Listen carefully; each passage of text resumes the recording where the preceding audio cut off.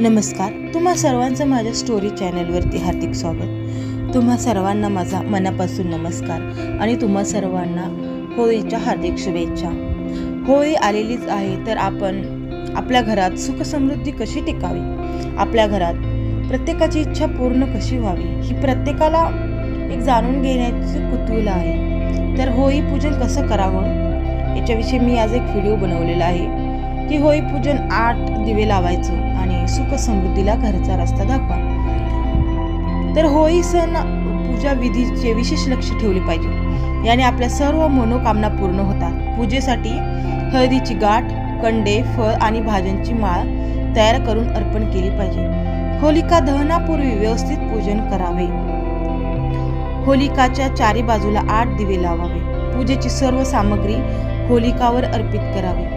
हे 8 दिवे होलाष्टक समाप्तीचे प्रतीक आहे आणि हे दिवे लावल्याने अशुभता नाहीशी होते। या व्यतिरिक्त होळीच्या दिवशी हनुमानाला 5 लाल फुलं अर्पित करावे। असे केल्याने साधकाला पवनपुत्र हनुमानाचा आशीर्वाद प्राप्त होतो। तसेच या दिवशी महादेवांकडून वरदान प्राप्तीसाठी बेलपत्रावर पांढऱ्या चंदनाचे थेंब लावून आपली मनोकामना प्रार्थना रूपात महादेवासमोर मांडावी। तर अशा प्रकारे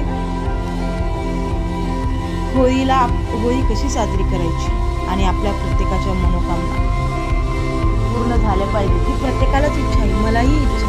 मलाही इच्छा आहे की माझे सबस्क्राईब 1000 व्हावे, 4000 वॉच टाइम पूर्ण व्हावा, माझाही चॅनल मॉनिटाईज व्हावा। प्रत्येकाची इच्छा आहे, तशीच प्रत्येकाची स्वप्न पूर्ण व्हावीत अशी मी अपेक्षा करते। आणि होळीच्या रात्री केवळ एक मंत्र म्हणावा जो की प्रत्येक आजारावर मात करतो। त्याला म्हणतात की होळी रोग नाशक मंत्र।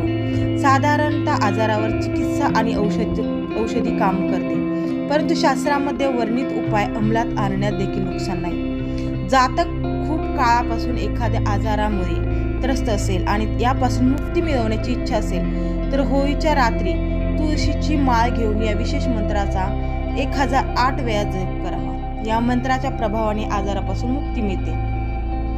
मंत्र काय आहे? ओम नमो भगवते रुद्राय मृतार्क मध्ये संस्थिताय मम शरीर अमृत कुरु कुरु स्वाहा। हा जो आहे तो मंत्र आहे, जेणेकरून प्रत्येकाला आपल्या आजारावर मात करता येईल, एक समाधानी सुखी आयुष्यही जगता येईल। होळी खेळण्यापूर्वी केवळ एक काम करा, जीवनात रस भरेल। होळीला हनुमानाला अर्पित करा या प्रकारे तयार केलेला कोणता विडा आहे आणि कसा करायचा ते। होळीच्या दिवशी रंग खेळण्यापूर्वी केवळ एक उपाय आपल्या जीवनात रंग भरून येईल। या दिवशी आपल्याला केवळ एक विडा तयार करायचा आहे। हा विशेष विडा हनुमानाला अर्पित केल्याने आपल्या जीवनातील प्रत्येक समस्यावर उपाय मिळेल। तर जाणून घ्या कसा तयार करायचा हा विडा। विड्यात केवळ कथा, गुलकंद, बडीशेप, कोपरा, बुरा आणि सुमनपत्री टाकवावी। विडा तांज, गोड आणि रसभरीत असावा। विड्यात चुना, तंबाखू आणि सुपारी टाकू नये हे लक्षात असू द्यावे। या प्रकारे असा विडा तयार करून हनुमानाला अर्पित करायचा। विधी विधानाने पूजन केल्यानंतर म्हणावे, हे हनुमान, गोड विडा अर्पण करत आहे, माझे जीवन देखील गोडावा भरून द्या। प्रार्थना करत विडा अर्पण केल्यास बजरंग बलीच्या कृपेने लवकरच समस्या दूर होते।